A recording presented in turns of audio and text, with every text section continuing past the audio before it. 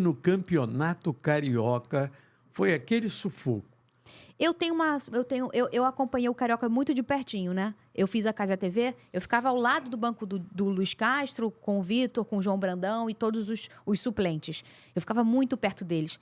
Eu acho que o que desestruturou essa equipe do Botafogo, ela é tão madura que ela não tá pronta para um futebol. Eu não vou falar várzea, que eu nunca vou falar isso do Campeonato Carioca, com o campeonato que eu tenho um respeito absoluto. Eu nasci no Campeonato Carioca, né? Eu nasci no Mataça Rio. Mas num futebol mais raiz, vamos dizer assim. O Botafogo não estava no Newton Santos, o Botafogo jogava em Volta Redonda ou no Lúcio Brasileiro. Isso faz diferença. A proximidade do banco com a torcida é muito pequena.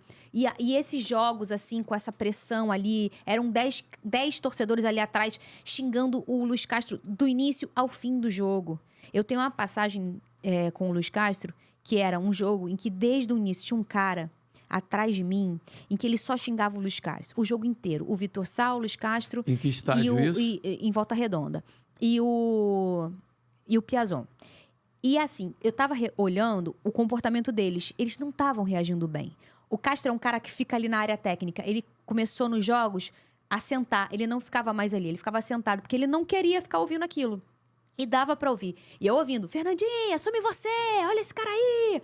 Ó, Fernandinha, vai, fica no lugar dele. Pelo amor de Deus, Fernanda, manda ele tirar o Piazon. Não sei o que lá. Ó, Vitor Sá, vai não sei o que lá. Vai, Caju, Luiz Castro, você não é treinador.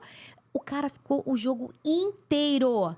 E ele desestruturou assim. Teve uma hora que o Luiz Castro parou do meu lado, Zé. Ficou olhando dentro da minha cara. E eu falei, gente, o que eu falo? E ele olhando pra mim, olhando pra ele. Eu, meu Deus, o que eu faço? E ele aqui, ó, colado comigo. E assim, ó. E ele aqui. E eu... Assim, ele tava, na verdade, me usando como ponto de apoio no olhar pra pensar o que ele ia fazer, se ele ia responder ou não. E ele ficou assim, tipo, Zé, mais de um minuto, a gente se olhando. Eu falei, meu Deus do céu, o que eu falo? Aí eu tenho que agir. Senão ele vai agir e vai dar problema. Aí eu, não vale a pena, professor. Não vale a pena. Tipo assim, responder. Vai virar o jogo, vai dar tudo certo. Fica tranquilo, não vale a pena. Aí ele virou e voltou. Aí eu, ufa!